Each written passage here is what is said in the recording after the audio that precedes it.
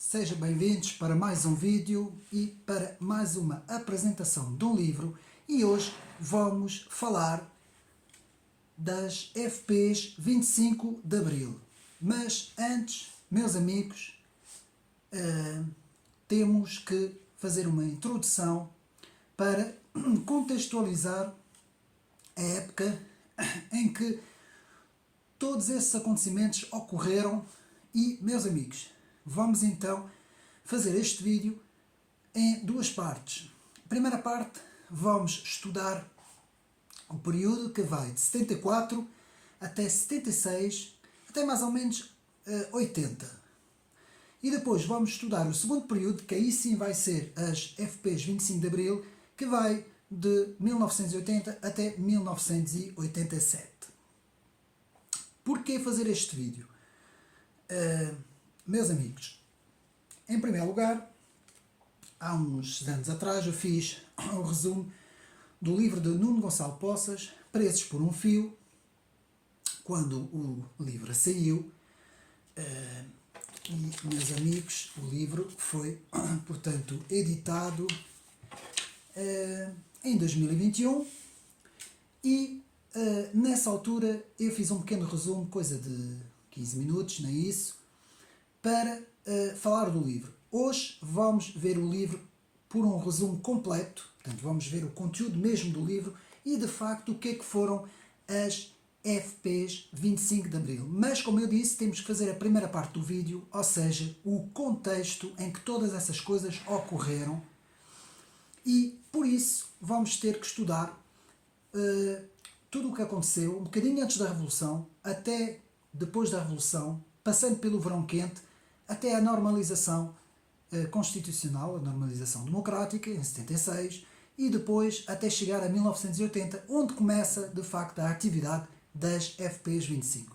Meus amigos, primeiro há um movimento chamado Movimento das Forças Armadas, eu vou tentar ser rápido, para não perder muito tempo, um movimento chamado MFA, Movimento das Forças Armadas, constituído por capitães, e estes capitães eram todos, praticamente quase todos, não todos, mas quase todos, eram quase todos de esquerda, ou seja, eram quase todos comunistas e tinham uma visão oposta à visão do governo de Marcelo Caetano. Sabíamos que o Marcelo Caetano e o seu governo já estavam desgastados, então começaram a haver reuniões dos MFA, Movimento das Forças Armadas, para desencadear um golpe para, digamos assim, retirar o governo e impor uma, digamos assim, uma nova sociedade democrática, mas baseado no socialismo, que é isso que muita gente não diz, mas de facto é essa a ideia que tinham esses capitães, esses movimentos, esse movimento, e com isso, primeiro há um acontecimento a 16, portanto, 16 de março de 1974, vai-se dar um acontecimento que alguns e muitos estudiosos dizem que teria sido, portanto, um género de uma forma de afastar aqueles militares e oficiais que estavam mais ligados ao general Spínola e que eram mais da direita, aquela direita mais moderada, e então houve uma saída de uma, digamos assim, de uma coluna militar que sai das Caldas a 16 de março de 1974 e que deveria ter o apoio de outra coluna militar vindo de Mafra, mas que essa coluna não chegou a sair, e esta coluna militar das Caldas, liderada portanto, comandado pelo capitão Armando Marques Ramos, não teve resultado e estes oficiais e esses militares foram detidos e este golpe não deu em nada, ou seja, acabou por não acontecer nada e, mais uma vez, alguns estudiosos nos dizem que teria sido, na sombra, algo de preparado para afastar, como eu disse, esses militares oficiais que não faziam parte do grupo dos MFA, aquele grupo mais da esquerda, mais comunista, e então esses oficiais foram todos, digamos assim, afastados. Então depois dá-se, então, na madrugada de 24 para 25 de Abril, dá-se então o golpe militar, chefiado pelo Movimento das Forças Armadas, coordenado por Hotel Saraiva de Carvalho e depois tudo aquilo que nós sabemos, conhecemos, que estudamos. Aliás, aqui importa dizer que no currículo escolar o que é ensinado muitas vezes é esta revolução de dia 24 para 25, depois alguns acontecimentos que se dão de 74 até 76, depois a normalização democrática e depois não se fala mais nada. Mas, meus amigos, não é bem assim, porque a extrema-esquerda continua a ter uma atividade muito grande em Portugal e depois, em 1980, chega a formar um grupo terrorista, como nós vamos ver, um grupo cujo objetivo era fazer atentados, como nós vamos ver. Então, dito isto, de 24 para 25 dá-se o 25 de Abril, o golpe de Estado, e o governo Marcelo Caetano cai. E a partir daí começa uma grande instabilidade no país. Porquê? Porque conforme vão passando os dias, a esquerda revolucionária começa a reivindicar cada vez mais direitos e começa-se a passar muita instabilidade, conflitos, problemas. A sociedade praticamente começa a ser dividida em dois campos. O campo comunista e ultracomunista, da extrema-esquerda, e o campo, alguns ainda fiéis ao governo, e outros moderados que queriam uma mudança, mas não queriam uma mudança assim tão radical para a esquerda. Queriam uma mudança em termos democráticos.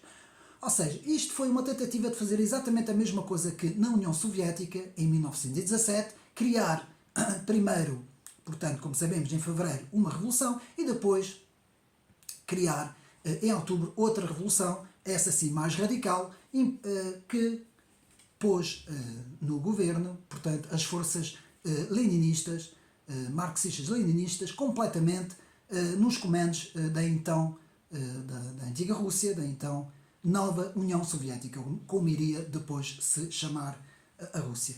Então, meus amigos, aqui em Portugal tentaram fazer o mesmo, mas depois, como vamos ver, não conseguiram. Então, apesar de crescer uma tensão muito grande, há um primeiro governo provisório a 25 de Abril que foi liderado por Adelino da Palma Carlos, que era um género de moderado, mas que não ficou muito tempo e que foi a 18 de junho foi afastado e no seu lugar toma posse Vasco Gonçalves. E esse Vasco Gonçalves era um comunista ferrenho. O ideal deste político era de facto perseguir tudo o que era tudo o que não era comunista, ou seja, tudo o que era da direita para lá, era tudo perseguido, não interessando se fossem moderados ou se ainda fossem simpatizantes do antigo governo. Então, no seu lugar, Vasco Gonçalves toma as posses do governo e a primeira coisa que ele vai querer é eliminar toda a resistência do antigo regime ou da direita, tanto moderada como conservadora. Houve vários conflitos entre Vasco Gonçalves, eu estou a fazer isso rápido para depois chegarmos ao vídeo, e o Presidente da República, o General Spínola, que, como sabemos, não tinha as mesmas intenções, nem a mesma visão que Vasco Gonçalves. Começou a haver um conflito entre os dois. Foi então que o General e Presidente Spínola lança o seu apelo à maioria silenciosa, que, como vamos ver, não teve sucesso e que, com isso, digamos assim, o radicalismo da extrema-esquerda ainda se radicalizou mais. Depois deste insucesso, Spínola afasta-se e é substituído pelo general Costa Gomes, este sim mais adepto das políticas de Vasco Gonçalves, e era simpatizante dos comunistas e caiu que nem uma luva na governação de Vasco Gonçalves. Com isso, Vasco Gonçalves começa então as ocupações das terras, as nacionalizações dos principais meios de produção e a tentar controlar toda a sociedade portuguesa numa visão radical comunista. Para conter as perseguições comunistas, o general Spínola, que se encontrava refugiado na Espanha, organiza o chamado 11 de março de 1975, a chamada Intentona, que acaba em fracasso, portanto, e serviu, mas atenção, porque este 11 de março de 1965 serviu de alento para Vasco Gonçalves querer ainda mais, digamos assim, acabar com a resistência conservadora. E com isso, o que é que vai acontecer? Portanto, Vasco Gonçalves vai ter ao seu lado alguém importante, que vai ter uma importância em toda essa história e que depois vai ter uma importância nos anos 80 também. Hotel Saraiva de Carvalho, comandante operacional do COPCOM, que é o Comando Operacional do Continente, que serviu de braço armado do governo de Vasco Gonçalves. onde o PREC, Processo Revolucionário em Curso, foi implementado para impor uma sociedade socialista em Portugal pela força. Meus amigos, eu estou a andar depressa para a gente compreender. Ou seja, todos os que se opunham ao COPCOM eram presos e houve muitos mandatos de captura, inclusive assinados pelo próprio Otelo Saraiva de Carvalho, uma coisa que era de loucos, que ele até mandava até fazer mais detenções mesmo, até quando estava a descansar em casa. Portanto, toda a gente que se opunha era presa. Portanto, ou seja, ainda era pior do que no próprio Estado Novo.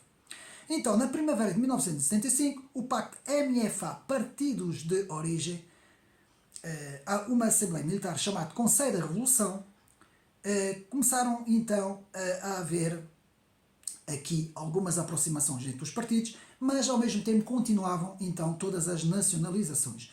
Então decidiu-se haver eleições precisamente um ano depois, no 25 de abril de 1975, que serão as primeiras eleições depois da Revolução, em que o PS ganha as eleições por 38%, seguido do PPD, que é hoje o atual AD-PSD, por 26%, portanto, seguido por 26%. O PCP é o claro derrotado de toda essa história, obtendo apenas 12,5% dos votos, deslegitimando completamente o governo de Vasconcelos, que perante este fracasso não conseguiu ter mais apoio, não é? Porque o principal apoio de Vasconcelos era o Partido Comunista e o próprio então Conselho da Revolução. Intensificaram-se os conflitos na sociedade portuguesa entre os comunistas, a extrema-esquerda e as forças da direita e contra elementos da própria Igreja Católica, inclusive um bispo que foi a Roma e que depois foi detido no aeroporto e que depois fez um discurso e inflamou, e a partir daí começa então o chamado Verão Quente, quase uma guerra civil. Não chegou, mas era quase. Em agosto de 75, Vasconcelos demite-se e no seu lugar é ocupado por um político mais moderado que fez parte do movimento das Forças Armadas, chamado Pinheiro de Azevedo, que era um militar respeitado, que tinha feito parte da Junta de Salvação Revolucionária. Era mais moderado e era um pouco fora da área comunista. Foi por mais de 2 vezes sequestrado, ele próprio tem umas declarações que fala sobre isso. Mas o clima não deixou de se intensificar, mesmo com a moderação de Pinheiro de Azevedo. Este verão quente ameaça explodir por qualquer momento. Otelo Saraiva de Carvalho, que viu a sua influência nas eleições diminuir bastante, ou seja, o Partido Comunista, começa então a organizar a resistência e começa a armar várias milícias, sem, no entanto, dar a cara, visto que as suas ideias comunistas começaram a perder força. Então, chegando aí, depois de toda essa tensão, chegamos então à madrugada do dia 25 de novembro, em que se dá o golpe comunista, que sai para a rua e militares comunistas ocupam alvos civis e militares estratégicos em várias partes do país, principalmente em Lisboa.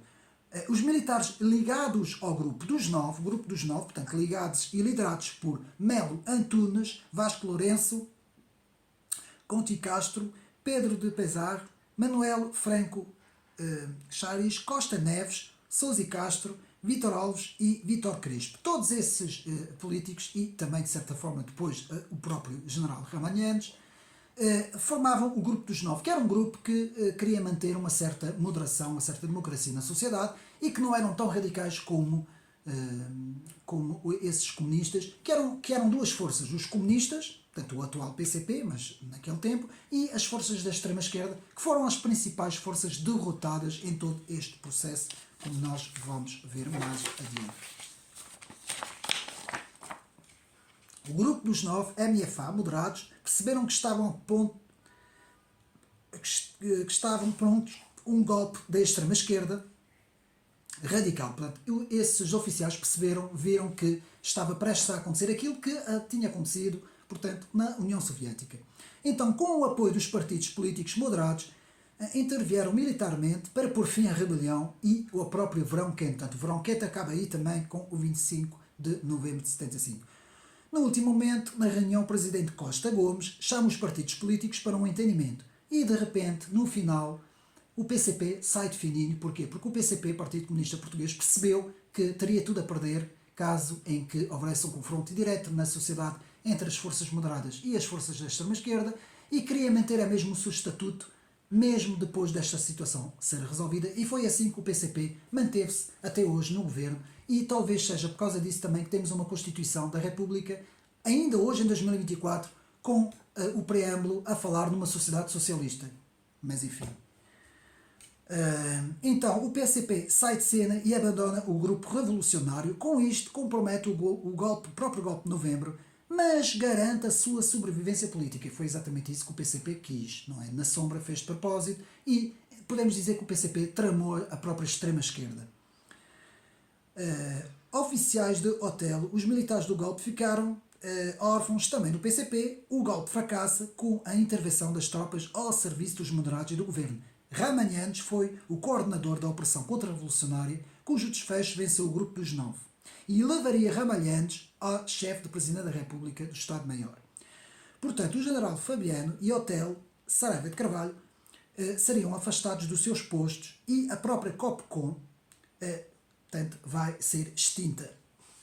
Depois deste fracasso, Otelo Saraiva vai se candidatar 2 vezes, mas a primeira vez ainda obtém algum sucesso, sendo que a segunda vez fica muito aquém, já a chegar quase aos anos 80, e então a partir daqui é que Otelo vai então perceber que a extrema-esquerda e as ideias marxistas-leninistas radicais tinham perdido força, completamente força, e que perante eles estava uma sociedade democrática e que já não havia nada a fazer. Só restava então partir para a criação de um movimento de terrorismo para atuar na sombra e, com isso, tentar, meus amigos, conter o avanço do progresso da sociedade democrática, não é? E então chegamos a 1980 e é aqui que a nossa história e que o nosso vídeo vai começar com as FPs 25.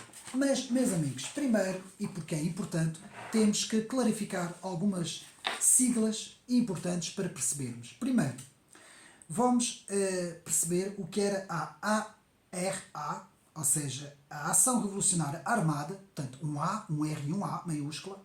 Depois temos o BR, um B maiúsculo e um R, que são as Brigadas Revolucionárias. Isso é tudo importante para percebermos agora o vídeo. Depois temos o Comitê Marxista-Leninista Português, CMLP. Isto é rápido, meus amigos, não se preocupam, são só algumas siglas, que é importante. Depois temos o EPR, Exército Popular Revolucionário. Temos a FAP, a Frente de Ação Popular. E temos a principal, que vamos aqui estudar no livro, que é a FUP, Força de Unidade Popular. E também a BR, Brigadas Revolucionárias, que são as principais que nós temos aqui que nos ater para entender o livro, portanto, de Nuno Gonçalves Poças. E digo-te já que é um livro fantástico, uma investigação fora de série, talvez um dos melhores livros escritos em Portugal. Houve mais alguns, pelo menos uns 2 ou 3, mas este foi o melhor livro escrito, penso eu, sobre, como investigação. Então depois temos o LUAR, Liga da Unidade e Ação Revolucionária. Temos o PCMLP, Partido Comunista Marxista-Leninista de Portugal. Depois temos o PC com o R, que é o Partido Comunista Reconstruído. Temos o PREC, que já sabemos o que é, Processo Revolucionário em Curso. E temos o PRP, Partido Revolucionário do Proletariado. Visto as siglas, para percebermos um pouco, vamos então ao vídeo e ao assunto que nos interessa, que é o livro de Nuno Gonçalves Poças. Meus amigos, Nuno Gonçalves Poças, já tinha dito na última vez que eu fiz a apresentação do livro, advogado formado pela Faculdade de Direito da Universidade de Lisboa e especialista nesses assuntos, e que fez aqui, portanto, uma investigação muito interessante, com o título de Presos por um Fio, Portugal e as FPs 25 de Abril, Nuno Gonçalves Poças, com o prefácio de Paulo Portas, excelente prefácio, diga-se passagem, editado pela Casa das Letras em 2021, com cerca de 275 páginas. Dito isto, vamos ao conteúdo. Eu estou a fazer isso, meus amigos, para nós podermos então despachar-nos um pouco. Bom, primeiro, isto é um estudo histórico, portanto é um estudo histórico e sobre a história das FPs 25 de Abril e das forças da extrema-esquerda em Portugal. E antes, como introdução, é preciso dizer isso.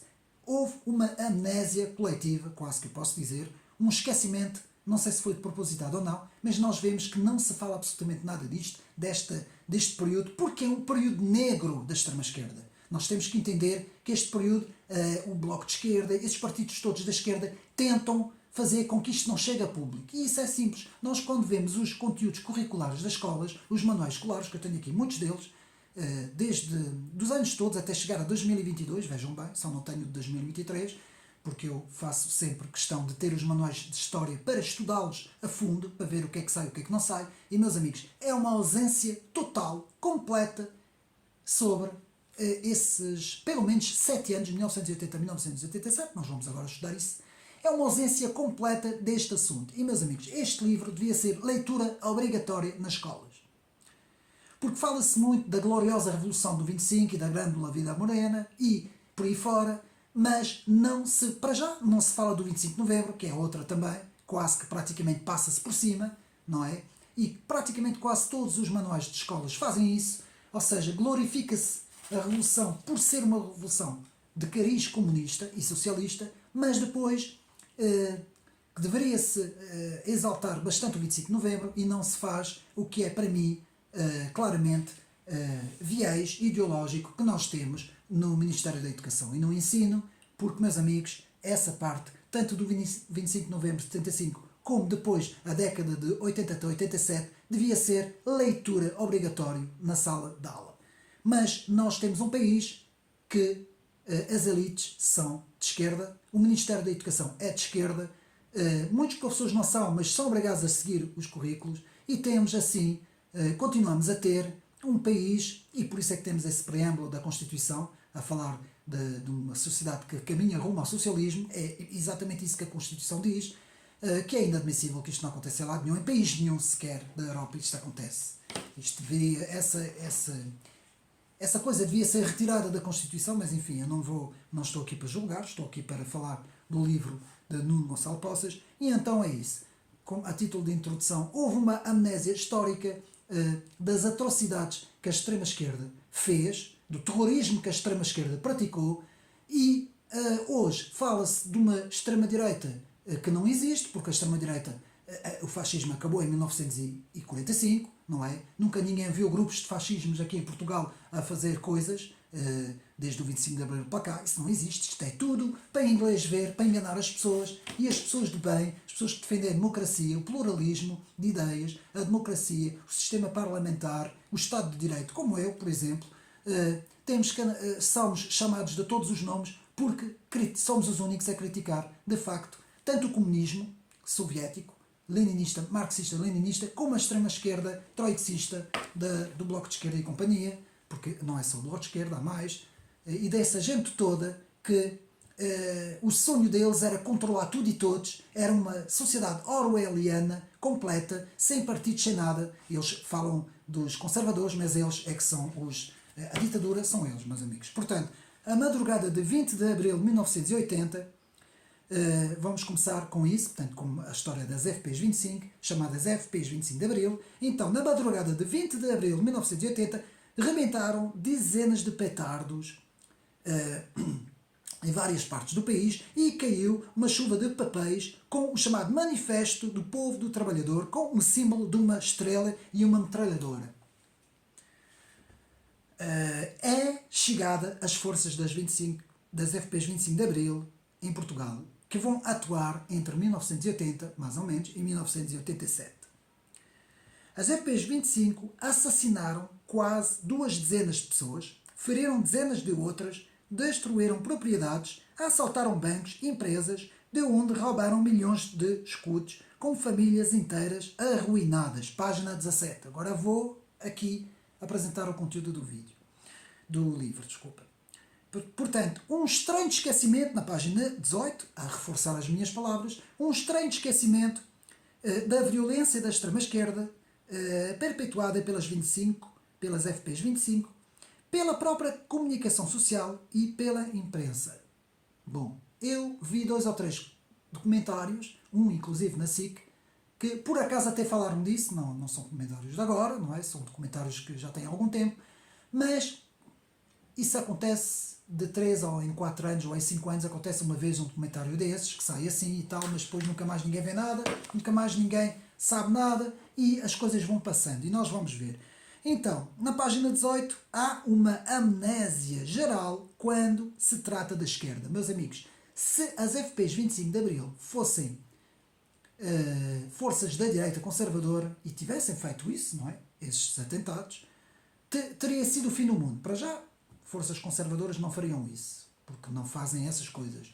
Mas se houvesse alguma força ligada à direita que tivesse perpetuado esse tipo de atos lamentáveis, e nós vamos ver esse estudo histórico de Nuno Gonçalo Poços, meus amigos, era o fim do mundo. Era o fim do mundo. Não se calavam ainda hoje, andavam nas televisões todas ainda a falar sobre isso. Mas como é a esquerda e a extrema-esquerda, há um silêncio absoluto e mais uma vez vemos a comunicação social completamente em conclui com esta situação. Então, com a anistia, em 1996, a anistia, nós vamos ver isso, das FPs 25, pode-se dizer que a política ocupou o lugar da justiça. A política ocupou o lugar da justiça, acolhendo um tipo de radicalismo na sua esfera e normalizando-o. Página 20. Então, é isso mesmo, meus amigos. Quando a política manda a justiça, em vez de ser o contrário. Quando a política manda na justiça, ao invés de ser a justiça, digamos assim, não a mandar na política, mas a normalizar o seu campo de ação, não é? Sem interferência de poderes externos. Então, página 20. Olhar a história pelos factos e acontecimentos e não pelas paixões ideológicas, que é o que muitos desta gente faz da comunicação. Então, os anos que sucederam ao PREC, processo revolucionário em curso, foram de uma incerteza, de grande confusão sociais e políticas, agora o livro também faz uma pequena introdução, de confrontos entre militares, golpes e contra-golpes, num ambiente internacional de Guerra Fria, página 23. Os acontecimentos do 25 de novembro de 1975, da qual já falamos, agora dito, palavras minhas, puseram termo ao PREC, processo revolucionário em curso, mas desagradou muito as forças da extrema-esquerda, claro, porque o que eles queriam era que o 25 de novembro tivesse tido êxito e hoje Portugal era uma sociedade completamente, hoje talvez não é? Porque os tempos mudaram, já não há comunistas praticamente na Europa, mas hoje, pelo menos até aos anos, finais dos anos 90, 2000, nós teríamos tido uma sociedade completamente tipo Coreia do Norte, e sabe-se lá se não teria sido até hoje, não é? Então, a extrema-esquerda via no golpe de novembro um volte-face à revolução e temia o regresso do antigo regime, diziam eles, página 24. O PREC tinha deixado o país à beira da guerra civil, com o afastamento do general Spínola, exilado em Espanha nos acontecimentos de 11 de março de 1975, a chamada maioria silenciosa. As forças marxistas do movimento das Forças Armadas, MFA, que estavam ancoradas no PCP, avançaram de forma vigorosa, página 24. O MFA, Movimento das Forças Armadas, avançou com uma ocupação dos espaços ditos capitalistas, foi imposto um conceito de revolução e foram nacionalizados a bancos, seguros, a siderurgia. Não estamos ainda a ver um bocadinho do que se passou antes, no verão quente. Toda a rede de combustíveis, de cimentos, empresas, tabaco, rede rodoviária, água, gás, enfim, caminhos de ferro, uma série de coisas. Eu vou andar rápido, nós já falámos disto na introdução. Portanto, perderam-se muitas pessoas e dinamitou-se a liberdade das próprias empresas. Página 24. Mas os portugueses responderam com 70% dos votos à direita contra o PREC. O resultado foi a apropriação da Rádio Renascença e os assaltos ao jornal República Diário, que se opunha ao PREC. Os acontecimentos de 25 de novembro de 75 puseram fim a toda esta revolta da extrema-esquerda. O PCP só se pôs à margem, aceitando pela astúcia de Álvaro Cunhal na aceitação da democracia, para depois se manter também ele no Parlamento, não é? E para o PCP poder manter a sua força. Não é? Portanto, a visão pragmática do PCP parece clara e que os comunistas preferiram o PS no governo, o que agradou também aos socialistas. Página 26. Foi feita uma Constituição elaborada sob a coação da esquerda comunista. Daí o tal preâmbulo de uma sociedade rumo ao socialismo. Aos comunistas bastava-lhes dispor de um número suficiente de militantes nos lugares-chaves para dominar os grandes meios de comunicação, TV, RDP e alguns jornais. contidos dos sindicais e serviços indispensáveis à sua estratégia. Página 27.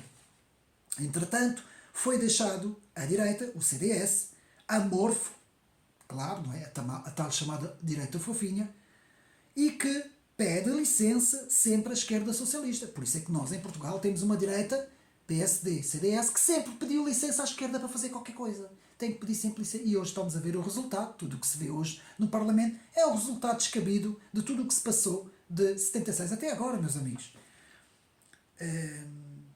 Portanto, era a chamada dificuldade da direita fofinha, democrática, de se afirmar em Portugal. Página 26 e 27. O fofinho são as minhas palavras. Mas era a extrema-esquerda a grande derrotada pelos vencedores do 25 de novembro. O centrão democrático vence a extrema-esquerda. Página 27. Era a vitória de Mário Soares, 37% dos votos, vindo dos centros e da direita moderada. Mário Soares rejeitou a proposta de Sá Carneiro para constituir uma frente democrática contra o avanço do comunismo. Vejam bem, o Mário Soares nós sabemos que sempre teve ali duas caras, não é? E que colidia com o posicionamento central do PS, página 27. Então aí, Otelo Saraiva de Carvalho, que foi remetido para a extrema-esquerda, fora do PCP, vai começar a radicalizar as suas posições, página 28. Mas havia ainda muitos extremistas de esquerda insatisfeitos pelo desmantelar dos acontecimentos. Portanto, houve um agravamento da economia de 1973 para o ano de 1974, isso é importante, está no livro. A balança de transações correntes apresentava um superávit de 3% em 73, mas apresentou um déficit de 6,2% em 74. Página 29, meus amigos, vejam bem. Portanto, o protecionismo do Estado Novo fora sempre regulado pelos equilíbrios orçamentais e da balança de transações. Estes dois travões avariaram-se logo depois que se deu o fim, portanto, do Estado Novo. Página 29. A experiência do maio de 68 chegou a Portugal, apesar da ditadura. Portanto, temos que também ter em conta essa situação, em 68. O ambiente, por todo o lado, era de contestação por toda a Europa e também em Portugal, não é? Contestação juvenil aos conflitos coloniais, armados e principalmente no caso do Vietnã, não é? Principalmente dos Estados Unidos, nas chamadas revoltas dos campos universitários e na luta dos direitos civis. Página 34. Aqui o autor está a fazer, digamos assim, na introdução do livro, um pequeno lamiré, digamos assim, sobre o contexto político internacional. Portanto, a luta revolucionária começa já na fase tardia do salazarismo, a partir da década de 60. Foram surgindo movimentos favoráveis à violência revolucionária que tinham como objetivo o combate ao Estado Novo, o fim do colonialismo e a implementação do socialismo em Portugal. Página 44. O movimento LUAR, atenção, daqui que lemos nas siglas, movimento LUAR, Liga da Unidade e Ação Revolucionária, de que fizeram parte Hermínio da Palma, Inácio, e Camilo Mortágua, pai das irmãs, Emílio Guerreiro e Fernando Pereira Marques. Foi um desses movimentos, página 44, é o autor que diz, responsável por uma série de ações violentas ainda no Estado Novo entre 1961 e 1969. Há muita coisa que não dizem, que é esquecido e que não convém ser ensinado nas escolas. De onde o assalto à agência de bancos de Portugal, da Figueira da Foz, em 1967, de onde foram roubados 29 mil contos. Nessa altura eram contos, página 44. Em 1964 surgiu a FAP, portanto, Frente de Ação Popular, fruto de uma dissidência no PCP por Francisco Martins Rodrigues. Surgiu depois o CMLP, Comitê Marxista-Leninista Português, que organizava a luta armada.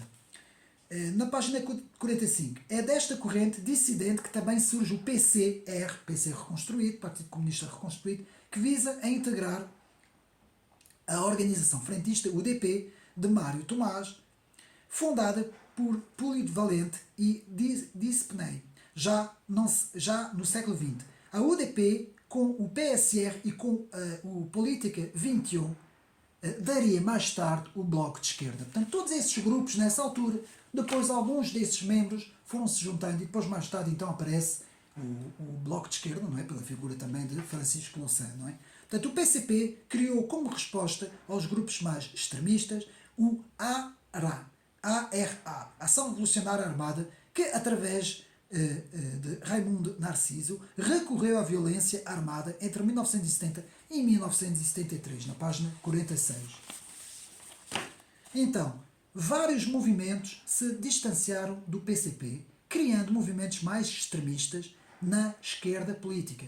Para este movimento, o PCP era demasiado conservador e moderado. Um destes movimentos foi o BR daqui, que o autor vai falar muito, as Brigadas Revolucionárias, de Carlos Antunes e de Isabel do Carmo, que essas duas pessoas vão ser detidas, nós já vamos ver. Outra criação em 1973 foi o Partido Revolucionário do Proletariado, PRP. Nós vimos ao princípio as siglas todas que eu já expliquei.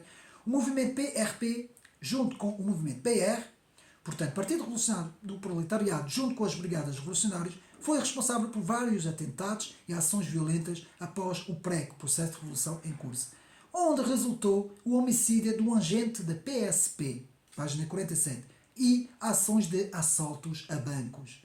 Meus amigos, eu não percebo como é que toda esta gente foi defendida e continua ainda hoje a ser silenciada, a ser esquecida, a ser posta de lado para não se falar dessas coisas todas. Porque nunca existiu em Portugal movimentos desses a criar esses tipos de terrorismos que fossem movimentos, por exemplo, movimentos conservadores. Então, a GDUP, Grupo Dinamizadores da Unidade Popular, que já havia reunido a LUAR, que já vimos, a UDP e os FAP e o MES, Movimento Não Praticante de Violência Armada, com nomes como o de Ferro Rodrigues, Francisco Seixas da Costa, Augusto Mateus e o próprio Jorge Sampaio, página 47. Portanto, a junção de vários movimentos criaram a OUT e depois a FUP, que é essa organização que vai ser aqui importante, página 48.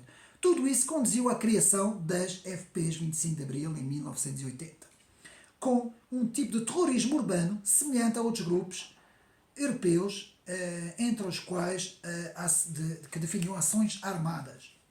A visão das FPs 25 era que, mesmo já depois do 25 de Abril e da democracia e a realização de eleições livres, continuavam a haver razões para a prática da luta armada para a tomada do poder. Mesmo depois da normalização constitucional democrática de 1976 para cima, estes grupos continuavam a achar que tinham que tomar o poder pela força. Vejam bem.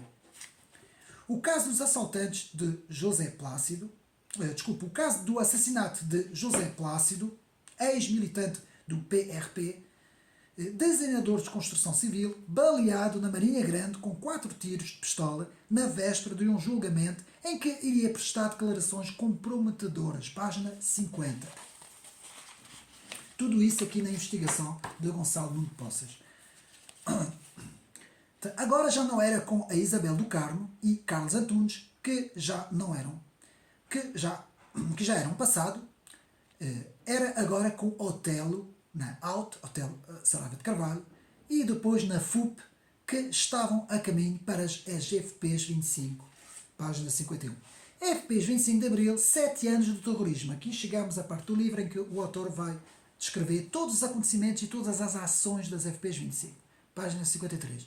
A prisão de Carlos Antunes e Isabel do Carmo deixaram as Brigadas Revolucionárias, as BRs, órfãos, página 53. Houve uma fase transitória entre as Brigadas Revolucionárias e as chamadas FPs 25. Tudo isso teve um desenvolvimento. O primeiro ato terrorista das FPs 25 de Abril foi a 20 de Abril de 1980, na página 53. Com o símbolo de uma estrela e uma espingarda, G3, as FPs colocaram por todo o país petardos, sem vítimas, e choveram aqueles panfletos do Manifesto do Povo do Trabalhador por todo o lado. Pouco tempo depois, a 5 de maio, mais de uma dezena de operacionais assaltaram em simultâneo as agências de crédito predial português e do Banco Tota e Açores, no Cacém. Página 54. Arrecadaram com o assalto cerca de 5.000 contos. Página 55. Na sequência de um tiroteio em que as FPs 25 e a GNR, morreu o GNR Henrique Hipólito. Página 55. Estou a dizer tudo o que aconteceu. Entre 1980 e 1987 foram realizados 123 ações criminosas e terroristas, assaltos a bancos, instituições, assaltos e mortes de pessoas, petardos e tiroteios. Página 53, 72. Foram ainda ameaçado o político Adriano Moreira, que chegou a receber uma carta de ameaça. Foi morto ainda um empresário do mobiliário de 43 anos, com o nome de Clareando Bahia, página 56, e ainda houve muitos e outros assaltos a bancos, página 57. Meus amigos, se houver algum erro nos nomes, é da minha parte, não é do livro, portanto, que eu já sei que pode haver pessoas que vão ver, não é, se há algum erro, se há alguma coisa, não sei se anda aí polígrafos também pelo YouTube afora, portanto, ou pessoas armadas em polígrafo, é natural que às vezes há alguns nomes, eu estou a ler muito rápido, e há alguns nomes que podem não ser bem ditos, não é? Portanto, as FPs 25 eram constituídas por militares, intelectuais e operacionais vindos de partidos de esquerda e extrema-esquerda, ultra-esquerda, digamos assim, página 59. O assassínio de Alexandre Soto, na Marinha Grande, em dezembro de 1985, pelas FPs 25 de Abril, página 67, mais um ato. Morte do agente Álvaro Militão, isto aqui foi muito falado, numa perseguição policial às FPs 25. No tal documentário da SIC pode-se ver até os agentes, um agente comovido a falar dessa situação porque perdeu o amigo, não é? Depois, assalto a uma carrinha de transporte de valores quando saía das instalações do Banco Fonsecas e Borné, que rendeu os famosos 108 mil contos às FPs 25, página 61. Foi um dos maiores assaltos praticados em Portugal, meus amigos. Há um silêncio na comunicação social, nunca se falou muito disso, mesmo na altura falou-se pouco, não é? Falou-se na altura, claro, mas falou-se sempre um encobrimento por serem forças da esquerda. Portanto, a morte de um bebê, que também foi falado, de 4 meses, num atentado contra Nuno Dionísio, neto do agricultor Dionísio, e morte de Rosa Pereira, avó do Nuno, desculpa, página 74. A morte do bebê deixou um país em choque na altura, tendo sido noticiado pela RTP. Meus amigos, nessa altura, eu penso que ainda só existia a RTP, penso eu. Portanto, penso que ainda só havia nesta altura a RTP. Portanto, o assassinato do Diretor-Geral de Serviços Prisionais, Gaspar Castelo Branco, pela qual Manuel Castelo Branco já veio várias vezes na televisão e em alguns vídeos falar sobre toda essa situação, é um dos únicos que tem falado sobre isso, não é? Foi o assassinato a sangue frio de um homem que era então o Diretor-Geral dos Serviços Prisionais, página 83. Ninguém prestou a devida homenagem, nem o Estado, nem o Presidente, nem ninguém, meus amigos, até hoje. Porquê? Porque eram pessoas que não eram de esquerda. Estão a perceber os dois pesos e duas medidas? Portanto, houve uma grande desculpabilização das ações das FPs 25. Eu vou repetir. Houve uma grande desculpabilização das ações das FPs 25 por serem de esquerda e a empresa, os governos, as figuras de Estado sempre se mantiveram em silêncio por todos esses atentados e assassinatos. Página 84. É por isso que nós temos uma sociedade completamente ocupada e dominada pela esquerda. Por aí nós vemos. Portanto, a doença do anticapitalismo, antipropriedade privada, anti-burguesismo, estava na base do manifesto das FPs 25, lançadas em panfletos no ar em várias cidades. Página 91. O projeto global das FPs 25, que foi um contragolpe contra a direita, tomada de poder pela insurreição armada e subverter o funcionamento das instituições. Que era isso que eles queriam. Eu vou repetir. Projeto global. O que era o projeto? O famoso projeto global, em que Hotel Sarava de Carvalho se dizia inserido, mas que depois negou fazer parte das 25. Então temos o projeto global das FPs 25, que era contra-golpe contra a direita, tomada de poder pela insurreição armada, subverter o funcionamento das instituições. Página 92. Claramente terrorismo. Mas o que era, afinal, o projeto global? Um projeto insurrecional que tinha como objetivo a tomada de poder político através da violência armada e a destruição das instituições e do regime democrático português. Página 95. Então, FUP, que eu disse que era importante, esta sigla, Força de Unidade Popular, que era uma organização constituída por Hotel Sarávia de Carvalho, João Motaliz, Luís Moita, Acácio Barreiros e Catalina Pestana e outros, página 102. O desmantelamento das FPs 25 inicia-se com os acontecimentos da Noite do Jardim do Carregal no Porto, em fevereiro de 1983. Estou a resumir rapidamente o que o livro nos diz. Página 127. Com também a chamada Operação Orion, a Operação Policial de 1984, e depois o julgamento das FPs 25 em 1985, na página 44. José Motaliz, César Escumalha, Hotel Sarávia de Carvalho e Pedro Goulart. Há até uma foto muito, muito conhecida, preto e branco, em que se vê eles todos, alguns assim com o punho no ar e tal. Meus amigos podem investigar, porque isto, há muita coisa sobre isso. A 21 de setembro de 1985 dá-se uma fuga de operacionais das FPs 25 da cadeia onde estavam detidos. Página 157. O nome de todos os arguidos das FPs 25 vai aparecer aqui no livro, na página 166 até a página 175. Temos os nomes de todas as pessoas. Isto é uma investigação de se tirar o chapéu. Enquanto se glorificava as FPs como actos heroicos do pós-25 de Abril, as vítimas dos atentados das FP 25, nada se disse, nada se fez, foram deixadas à sua triste sorte. Página 221. Eu vou repetir isso porque acho que isso é muito importante.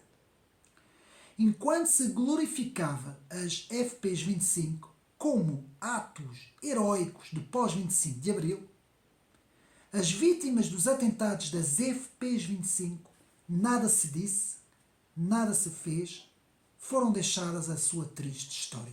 Vamos fazer agora 50 anos do 25. Podiam falar sobre isso e até, não era sem tempo, as pessoas que ainda estão vivas, a ajudar ainda mais estas pessoas. Então, o projeto de lei visando a amnistia dos membros das FPs 25 de Abril foi aprovado com 123 votos a favor contra 94 votos dos 220 deputados da Assembleia da República. PS, PCP, Verdes a favor, PSD e CDS contra. Lei número 996 de 1 de março de 1996, aqui na página 228 e 229. Foram todos amnistiados. Foi o 25 de novembro de 75 que acabou com uma possível sociedade comunista com um poder que emanaria das bases dos conselhos, comissões, representantes, uma democracia direta com a propriedade coletiva dos campos e das fábricas, o controle das rádios, TVs, tudo isso desapareceu com o 25 de novembro. E é por causa disso que as 25 depois aparecem. Alguns dirigentes e ativistas das FPs 25 seguiram depois caminhos como o uso de Luís Goben Lopes, que se tornou dirigente do Bloco de Esquerda. Luís Goben Lopes, acho que é esse o nome. E foi candidato à Junta da Freguesia de Santo António da Charneca, no Barreiro. José Ramo dos Santos, que foi depois dirigente do Bloco de Esquerda. Meus amigos, isso tudo está aqui no livro. Portanto, quem quiser aprofundar tudo isso, depois pode tentar adquirir o livro. Eu aqui só estou a dar assim as partes mais importantes do livro. Portanto, isso está tudo na página 259. E cabeça de lista a Câmara Municipal de Grândola em 2017. Continuando ainda hoje a defender a luta armada, vejam bem. Teodósio Alcobia e Helena Carmo foram também dirigentes do Bloco de Esquerda, onde chegaram a corporizar uma fração interna de que faz parte o jornalista e comentador Daniel Oliveira. Está aqui tudo no livro, não estou aqui. Eu só estou apenas a reproduzir o que está aqui na página 259. A diferença entre o MDLP, que era movimento, como sabemos, de direita conservadora, não é? E que este atuou durante este movimento MDLP,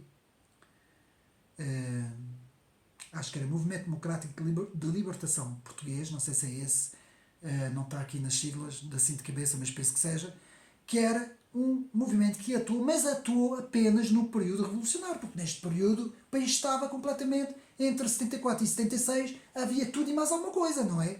Só atuou nessa altura, porque havia quase uma guerra, havia um verão quente, havia uma guerra civil. Portanto, a diferença entre o MDLP é que este atuou durante o período da Revolução, enquanto que os outros, as FPs, atuaram já em regime democrático, porque atuaram muito mais tarde, já em 1980. Estão a perceber aqui as diferenças, não é? Mas já há dois pesos e duas medidas. O que é uma grande diferença, nos diz no Gonçalo Poças, não é? Página 263. Então, meus amigos, chegamos ao fim. Este vídeo é um bocadinho mais rápido, mas penso que chegamos ao fim. Eu penso que a ideia central do trabalho do autor, Nuno Gonçalo Poças, seja este. As FPs 25 foram, de facto, um fenómeno de terrorismo urbano, atuando, ancorado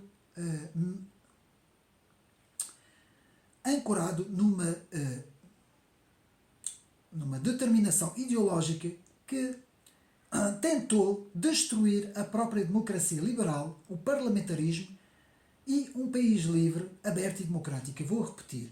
As FPs 25 de Abril foram, de facto, um fenómeno de terrorismo urbano, atuando numa destruição ideológica que tentou, desarrumação ideológica que tentou destruir a própria democracia liberal, o parlamentarismo e um país livre, aberto e democrático. Página 265. Meus amigos,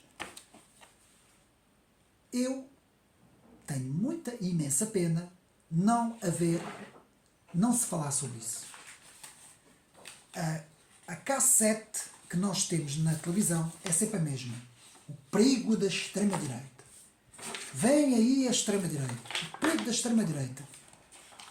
Eu nunca vi essa extrema-direita, não sei onde é que ela está, não sei quem são, não percebo porque que há esta redução de tudo o que não é comunista, tudo o que não é socialista neste país é reduzido a extremista da direita. E isto, meus amigos, é grave.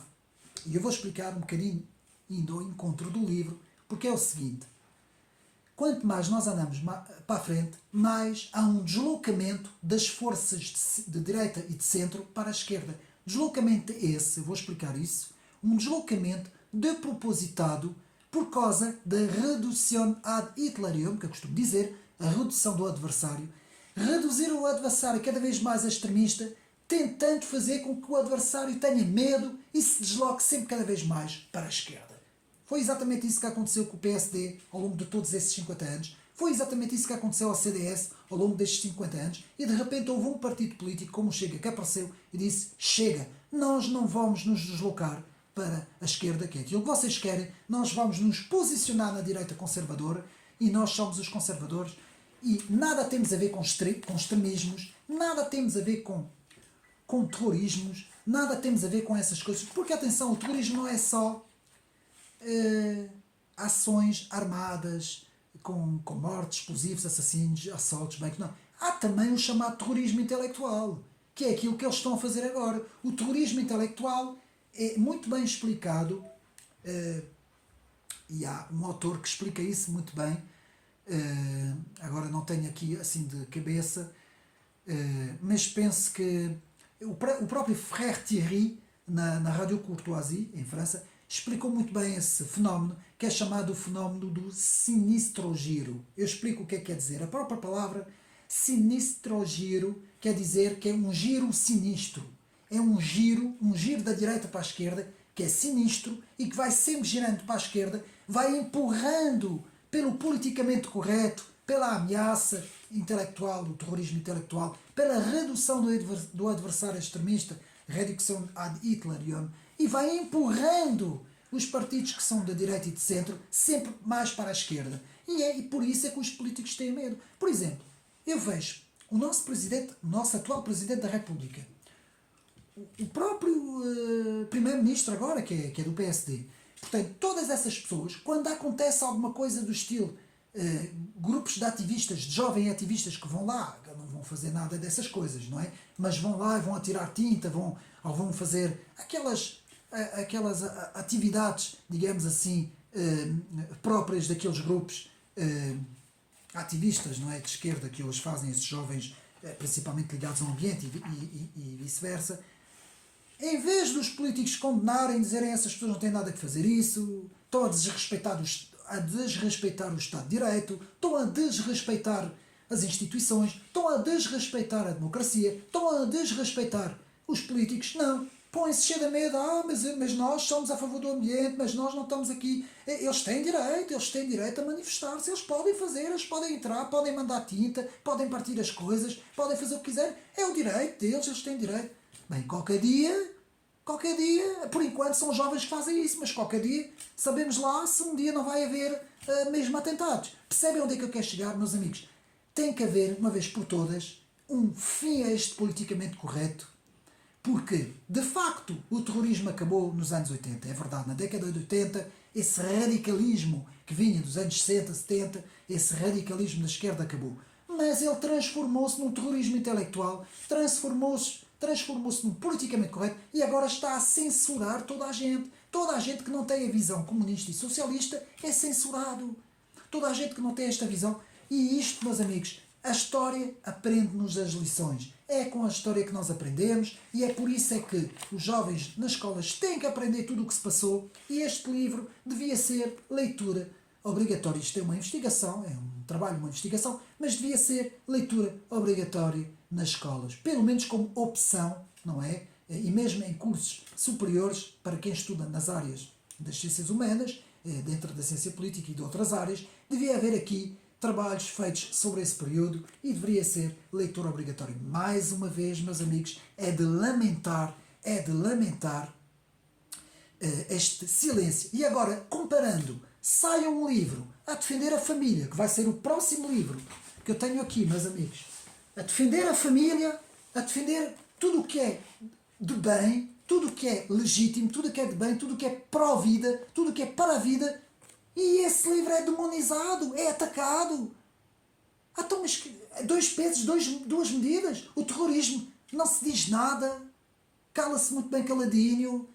Esse terrorismo intelectual que está a acontecer, não é? Porque isso, irem mandar tinta e isto acaba por ser, intelectualmente, acaba por ser uma ação que visa amedrontar os políticos e as instituições de que nós, os jovens, estamos aqui e se vocês não fizerem o que a gente quer, estão a ver o que é que eu quero dizer. E quando aparece um coletivo, uma ação em prol da vida, em prol do bem, em prol dos bons costumes, em prol da família, em defesa da população, em defesa das pessoas, é a extrema-direita, é os nazis, é sabe-se lá mais o quê que vem aí. Meus amigos, isto vai ter que acabar. Toda esta gente da comunicação social vai ter que mudar o discurso, porque, meus amigos, as pessoas estão a perceber. A população em Portugal está a perceber. Não é preciso ler muito, não é preciso ser como eu estudo muito, eu leio muito, eu passo horas e horas e horas e dias a ler e a estudar. Não é preciso, meus amigos. Basta ter olhos na cara, basta ver as coisas, basta perceber e dizer chega, chega, chega, chega. Já não queremos mais dessa extrema-esquerda e dessa ideologia que sempre só fez mal em Portugal. Só fez mal em Portugal, meus amigos. Isto aqui é a prova. Só fizeram mal, meus amigos. Só fizeram mal. Sabemos que o Estado Novo houve perseguição, houve censura, houve. Porque os poderes que estavam instituídos sabiam bem quem eram os comunistas. Eles sabiam. Não era uma pessoa qualquer que eles perseguiam. Eles sabiam bem o que é que faziam. E eu não sou a favor disto. Já disse e digo-lhe várias vezes. Sou a favor do Estado de Direito, da democracia, do pluralismo e que haja, digamos assim, opinião a várias vozes. Mas que seja tudo com equilíbrio e que se veja sempre os dois lados. Não é perseguir um lado porque é da direita e encobrir completamente o outro lado porque o outro lado é da esquerda. Espero que tenham gostado mais uma vez. Parabéns aqui pelo autor. Já tinha feito um vídeo há 2 anos. Em 2021 pensou que já tinha feito quando o livro saiu, mas foi 10 minutos ou um quarto de hora, não me lembro. Agora quis fazer uma coisa mais maior, não é? De mais tempo. Parabéns para Nuno Gonçalo Poças. Está aqui um trabalho, uma investigação. O livro tem muito mais coisas. Eu tentei resumir. Tem aqui fotos no meio, meus amigos. Fotos muito interessantes, meus amigos.